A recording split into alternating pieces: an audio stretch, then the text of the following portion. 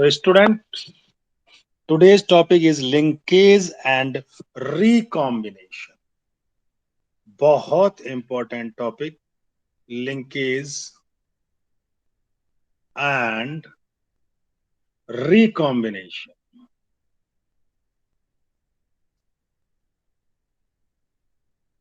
जैसा कि नाम ही बता रहा है, कुछ लिंक होगा आपस में या रिकम्बाइंड हो रहा होगा। ठीक है, इसको शुरुआत करने के लिए सबसे पहले मुझे आपको एक पिक्चर दिखानी होगी, मतलब एक फोटो देना होगा। मैं अभी इसमें शो करने जा रहा हूं। ठीक है,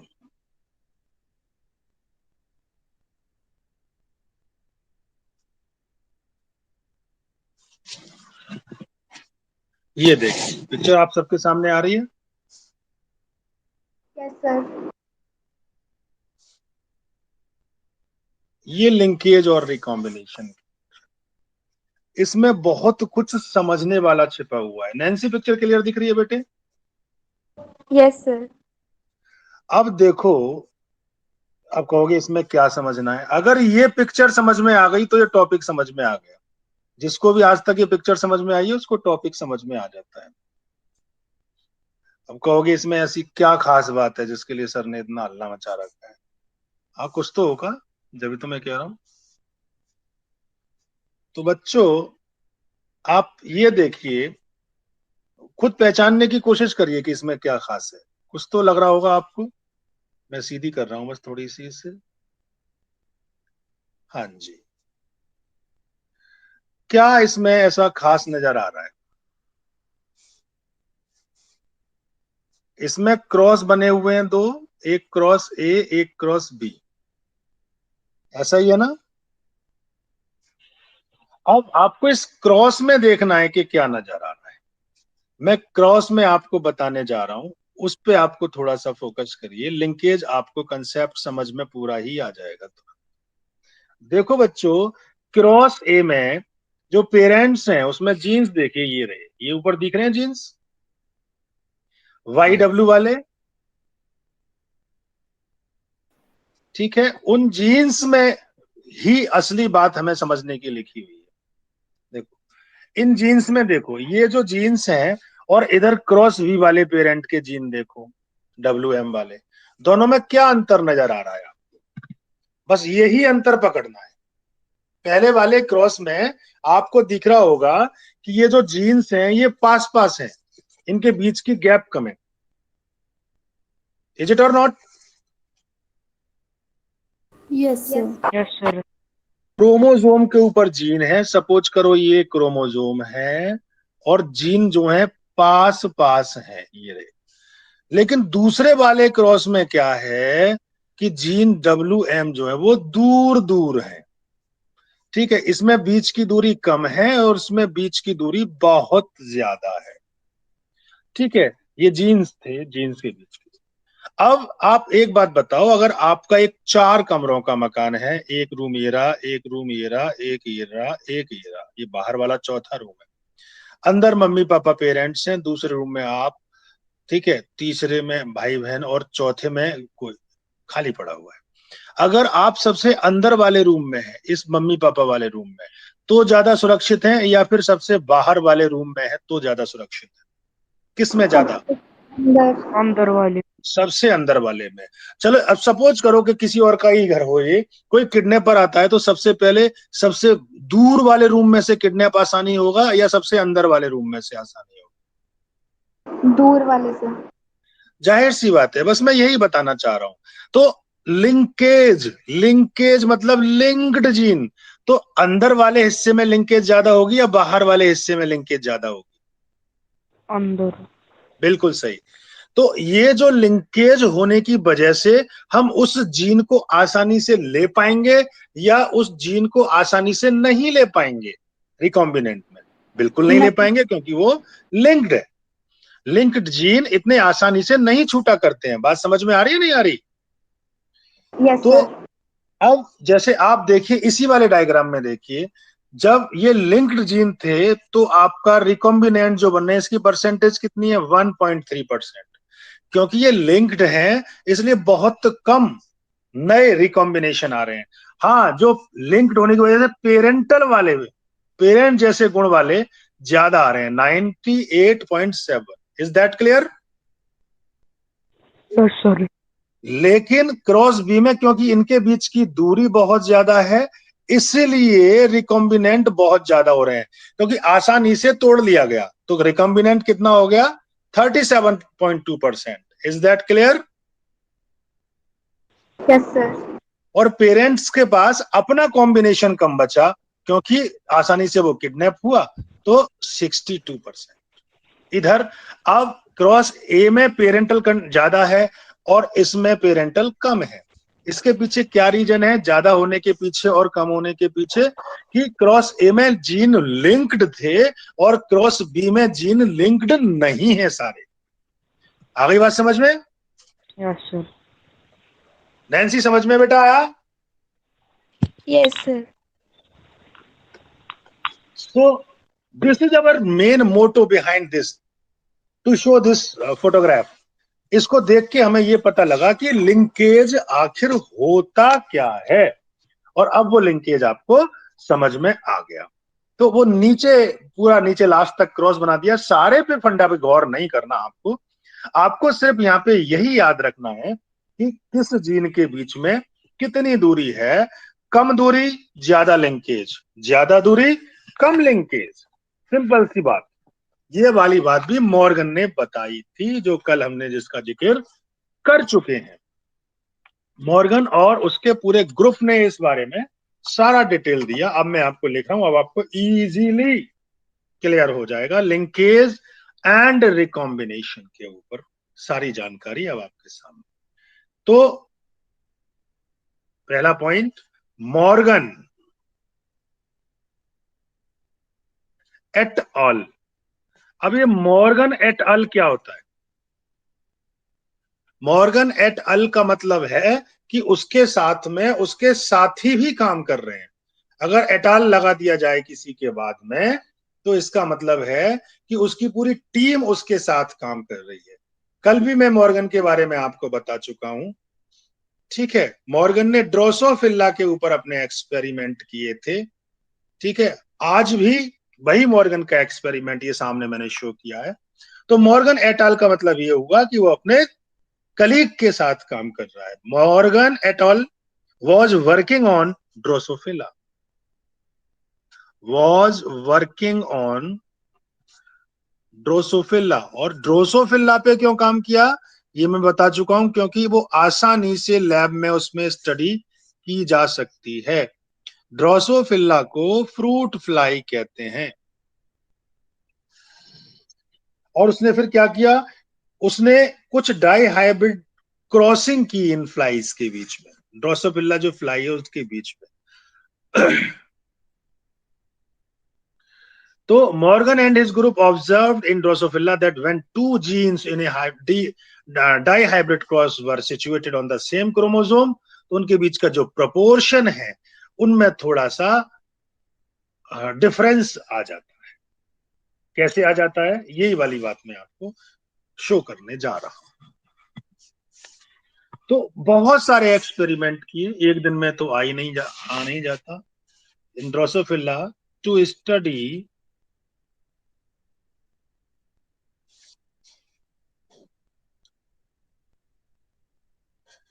genes that were sex linked, जो कि लिंक्ड जीन थे।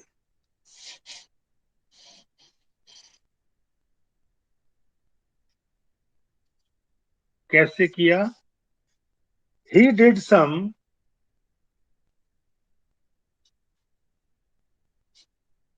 कौन सा cross? Dihybrid cross, dihybrid cross,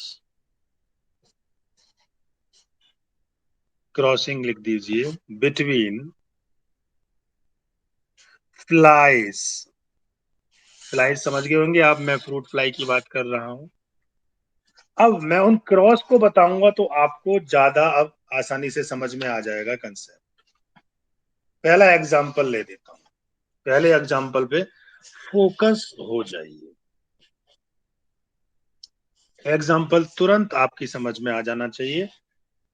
सावधानी हटी, दुर्घटना घटी। सबसे पहला एग्जाम्पल क्या है? पहला वाला, ही क्रॉस्ड, ही का मतलब कौन है आप जानते ही हैं। इसमें क्या कर रहा है वो? उसने येलो बॉडी वाले, सफेद आंखों वाले ड्रोसोफिला लिए। येलो बॉडी, जिनकी बॉडी येलो थी एंड जिनकी आंखें सफेद थी, वाइट आइड, ये फीमेल ले ली। ठीक है, फिर क्रॉस किससे कराया? मैं दोबारा लिख दे रहा हूं आपको ढंग से। येलो बॉडी, मक्खी का रंग येलो है, एंड वाइट आइड, ये फीमेल ली उसने। क्योंकि ये दो करेक्टर आ गए इसलिए ये डाई हाइब्रिड क्रॉस हो गया। आंखों का रंग आ गया और शरीर का आ गया। इनका जो क्रॉस कराया इसने, ये ब्राउन बॉडी वालों से करा दिया। ब्राउन बॉडी, और अब की बार आंखें लाल थी, रेड आइड, ये मेल रहा। जब इनमें आपस में क्रॉस हुआ, क्रॉस का क्या मतलब है? फर्टिलाइजेशन इनका कराया, तो होता क्या है? Gene did not segregate independent of each other, नहीं निकले। जो इसके जीन जैसे निकलने चाहिए थे उस तरह से नहीं। क्योंकि डाई हाइब्रिड में क्रॉस में क्या होता है कि वो अब आगे शो करने लगता है, लेकिन यहां नहीं हो रहा। जीन डिड नॉट सेग्रीगेट, अलग ही होके नहीं दे रहे, इंडिपेंडेंट ऑफ ईच अदर।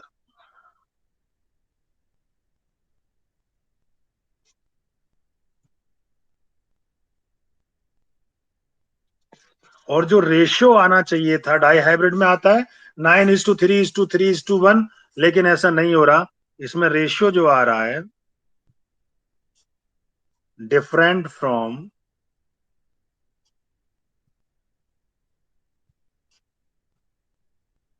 9:3:3:1, ये मेंडल के डाई हाइब्रिड क्रॉस का रेशियो है। इसके पीछे उसने जानने की कोशिश की क्या बात है? ही न्यू, वो जानता था that the gene are located on X chromosome, that the genes are located on X chromosome. Sex chromosome का एक ये एक्स, एक एक्स होता है, एक वाई होता है। एंड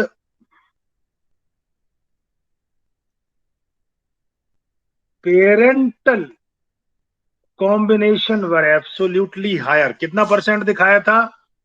ये देखो 98% आ रहा है ना पेरेंटल वाला।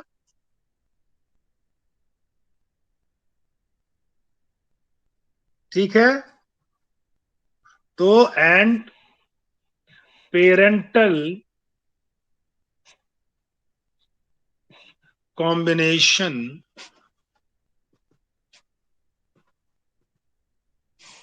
वर एब्सोल्युटली हायर। ये कारण पता लग गया कि ये डिफरेंस क्यों आ रहा है। दीज सीम्ड, ऐसा प्रतीत हो रहा था, to be a kind of physical association, a kind of physical association,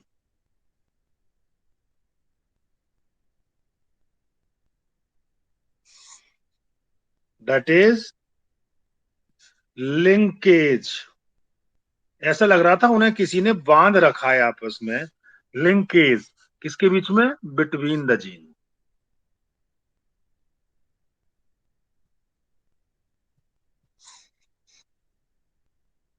अब क्या होता है, दूसरा क्रॉस करवाता है वो बंदा, दूसरे क्रॉस से वो उसको सामने लाएगा। कैसे करवाता है? दूसरा क्रॉस लीजिए, सेकंड सेकंड क्रॉस ऑफ, तो क्रॉस बी की बात मैं कर रहा हूं, उसमें पेरेंटल हायर है या लोअर है? लो हाँ जी। अभी जब ये हेडिंग खत्म हो जाएंगे, इसके बाद में वो कंसेप्ट भी समझ में आ जाएगी कि ऐसा क्यों हो रहा है। सेकंड में क्या हुआ? व्हाइट आई, सफेद आंखों वाला और छोटे पंखों वाला मिनिएचर विंग, ये भी फीमेल है। फीमेल को ऐसे शो करते हैं इस वाले सिंबल से, का क्रॉस कराया वाइल्ड टाइप से। ये मेल है, मेल को ऐसे शो करते हैं। जब ये क्रॉस कराया तो इसने क्या देखा? ही ऑब्जर्व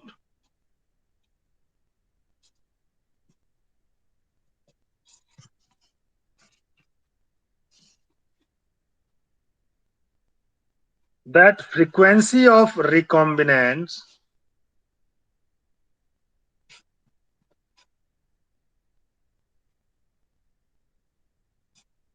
जो रिकॉम्बिनेंट्स बन रहे थे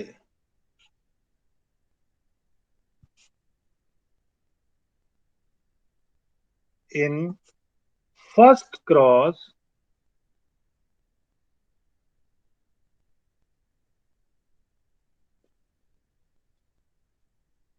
वॉज कितनी थी? 1.3, 1.3। और सेकंड क्रॉस में कितनी थी?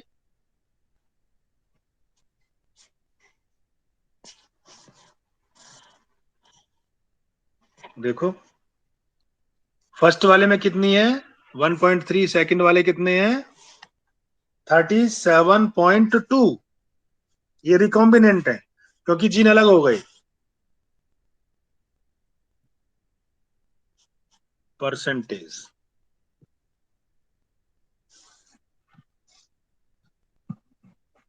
तो ऐसा क्यों हुआ? According to him, two genes did not segregate independently of each other in F2 ratio, deviated from 9 is to 3 is to 3 is to 1. This concluded that genes are linked and this process is called linkage. उसने ये वाली बात बताई कि जो पहले वाले cross में ऐसा हुआ है, इसके पीछे रीजन सिर्फ ये है कि जीन एक दूसरे से अलग नहीं हुए, इसलिए ऐसा हो रहा है। अभी अब ये कैसे बताए इस वाली बात को? इसको बताने के लिए उसका स्टूडेंट आया जिसका नाम था एल्फ्रेड स्टार्टिवेंट। जो स्टूडेंट आया, मॉर्गन का स्टूडेंट है एल्फ्रेड स्टार्टिवेंट।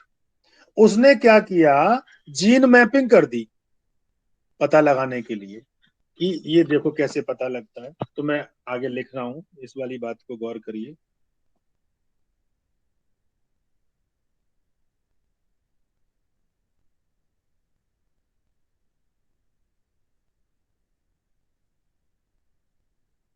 यूजिंग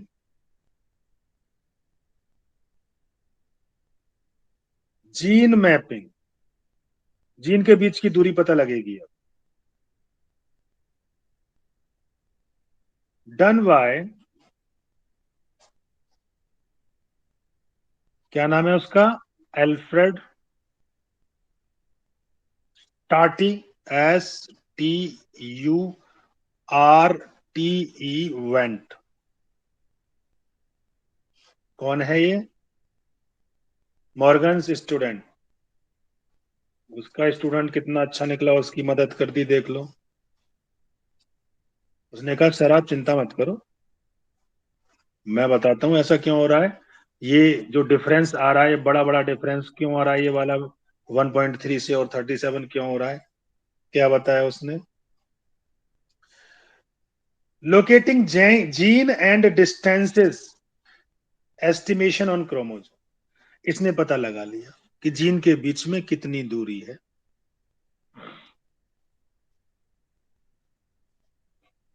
लोकेटिंग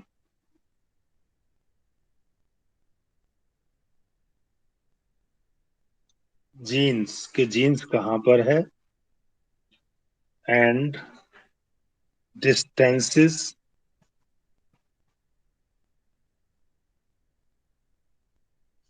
एस्टिमेशन कि लगभग उनके बीच की दूरी कितनी है ऑन क्रोमोसोम।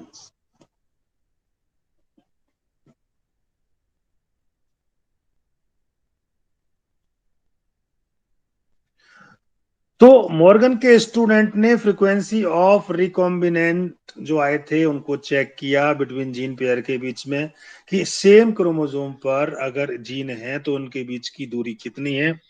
और क्या पता लगाया? पहली बात, he could observe that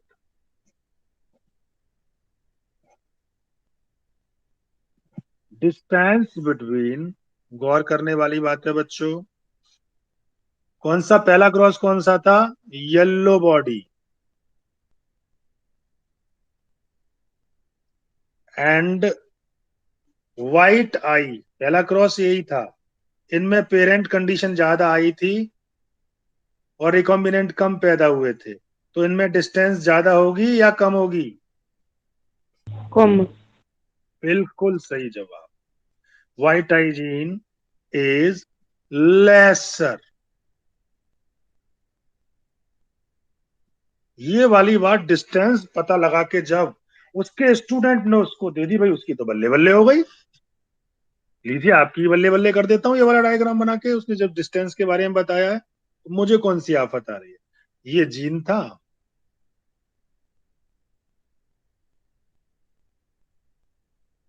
chromosome, chromosome के ऊपर एक तो ये रहा, एक ये रहा। पहले वाले का नाम डब्ल्यू है, इस वाले वाई है, और इस वाले का नाम डब्ल्यू। येलो और व्हाइट शो हो गया। इन दोनों के बीच में ये डिस्टेंस कम है। इसका मतलब क्या हुआ? मोर tightly linked, more tightly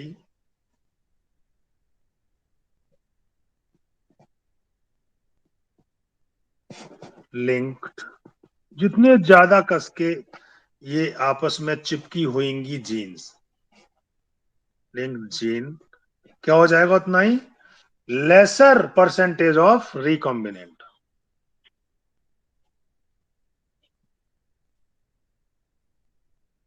is that clear और not?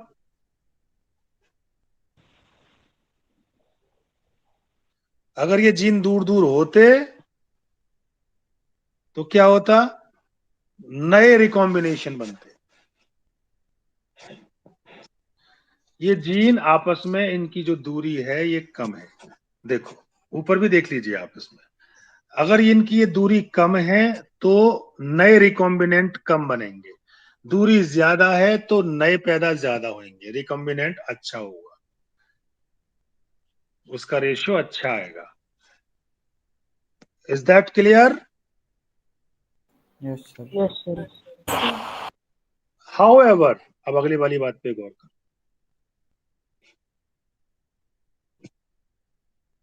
More, however the gene for white eye, अगले वाले क्रॉस का लीजिए, the gene for white eye उनके बीच की दूरी कितनी है मैं पहले ही बता चुका हूं। व्हाइट आई के संग कौन था? मिनिएचर विंग, यही था ना। मिनिएचर विंग यानी छोटे पंख, व्हाइट आई।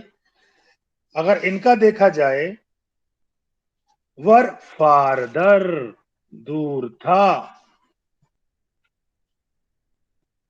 जीन के आपस की दूरी ज्यादा थी। मैं उसका भी डायग्राम बना दे रहा हूं।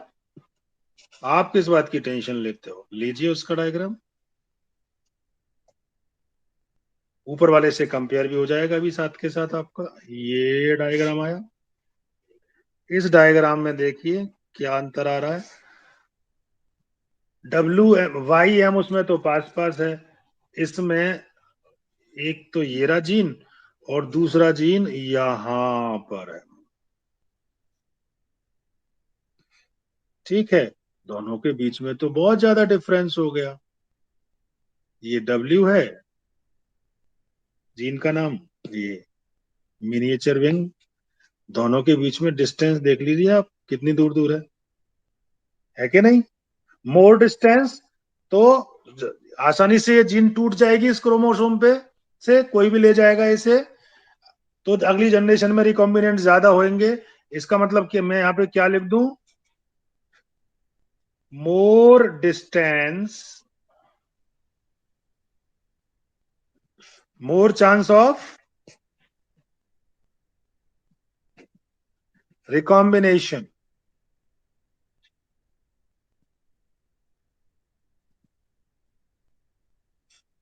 परसेंटेज कितनी थी फिर यहाँ पे? 37.2। 37%। कब? जबकि वो लूजली पैक्ड हैं। और इस वाले में कितनी थी? पहले वाले में 1.3%। कब? जबकि वो टाइटली पैक्ड हैं। Is that clear? बिल्कुल। हमें अब इसमें से लास्ट पॉइंट ये कंक्लूजन निकल के आया, दैट इज जो स्ट्रेंथ, किस चीज की strength? Strength of linkage, linkage की जो ताकत है, ग्रेटर बिटवीन किसके बीच में? Y and W। ये क्लोजर हैं, एक दूसरे के क्लोजर हैं ये। लेसर किसमें? W and M। ये एक दूसरे के फार्दर हैं। ये था रिकॉम्बिनेशन एंड लिंकेज। अब आपको मेरे ख्याल से ये बिल्कुल क्लियरली समझ में आ गया होगा। तो बच्चों, अब इसके आधार पे अगर हम लिंकेज ग्रुप की बात करें, तो जितने भी जीन लिंक होते हैं एक दूसरे से, लिंकेज का मतलब है जीन्स का आपस में चिपके होना। लिंकेज का मतलब है जीन का आपस में चिपके होना। ठीक है, आप इस डायग्राम में आसानी से देख सकते हैं, कुछ जीन नजदीक हैं, कुछ जीन पास हैं। पहले पेरेंट्स हैं, फिर F1 जनरेशन है, फिर F2 जनरेशन है। इसके लिए हमें डाई हाइब्रिड क्रॉस से पढ़ना पड़ता है। ठीक है,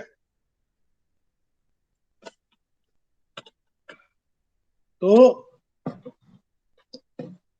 लिंकेज, और अगर इसकी हमें डेफिनेशन देनी हो तो क्या डेफिनेशन देंगे? देखो, ये हमने इसमें जान लिया कि Morgan and his group observed in Drosophila that when the two gene in a dihybrid crosses were situated on the same chromosome, the proportion of parental gene combination were much higher than the non-parental types. They attribute, इन्होंने अंदाजा लगाया Morgan ने, this is due to physical association of the two gene and coined the term linkage.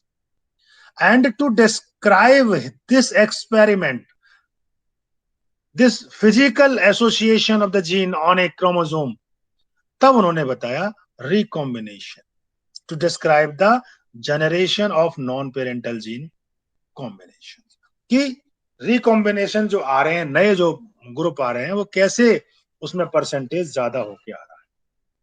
तो हमें ये पता चला, thus the linkage is a phenomena of genetic inheritance in which genes of a particular chromosome show their tendency to inherit together। यानी gene आपस में चिपके रहते हैं और उसे अगली जनरेशन में जाने के लिए तैयार नहीं होते, पेरेंटल कॉम्बिनेशन ज्यादा रहते हैं, रिकॉम्बिनेंट कम जीन बन पा रहे हैं।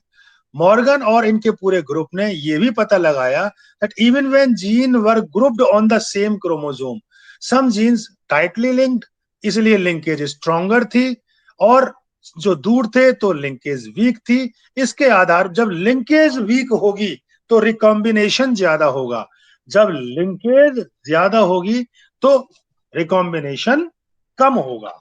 Is that clear?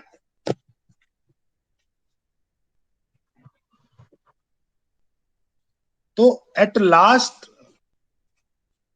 मैं आपको रिकॉम्बिनेशन के बारे में और बता देता हूं। अगर जैसे आपको लगे कि मुझे और आसान सा एक लिखा हुआ होना चाहिए जिसे मैं आसानी से याद करके लिख सकूं, तो मैं दोनों चीजें एक साथ ला रहा हूं। देखो, अकॉर्डिंग टू मॉर्गन, मॉर्गन ने क्या कहा, 2 genes did not segregate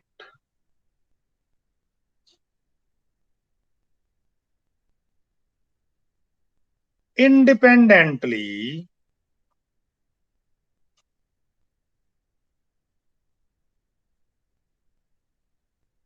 of each other।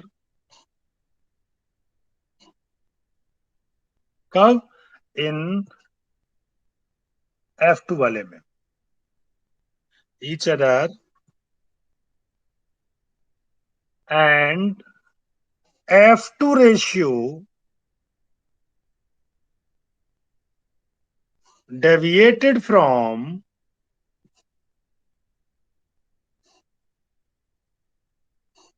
क्या आना चाहिए था, 9:3:3:1। This conclude,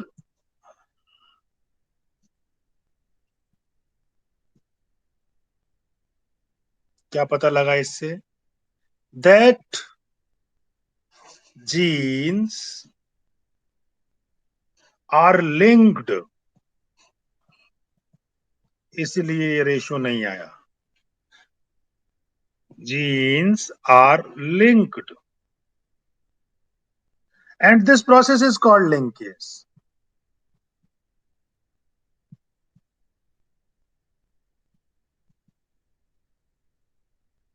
linkage.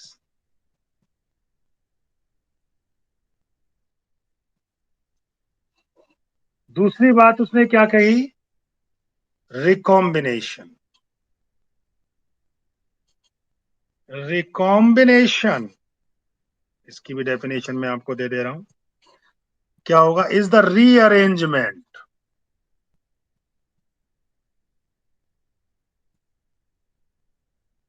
किस चीज का रीअरेंजमेंट, ऑफ जेनेटिक मटेरियल। मैं धीरे धीरे लिख रहा हूं ताकि आप आराम से नोट्स बना सकें। Recombination is the rearrangement of genetic material, the generation of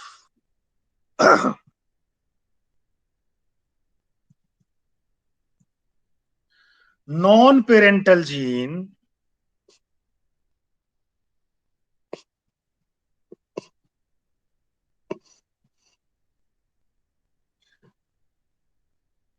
combination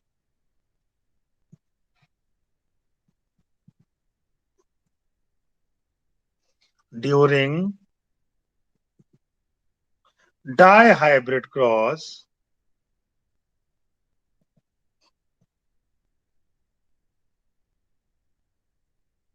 is called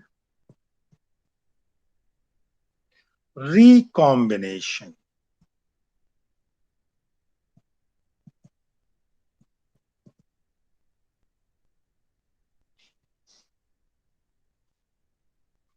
यानी रिकॉम्बिनेशन क्या है? ये रीअरेंजमेंट ऑफ जेनेटिक मटेरियल का है।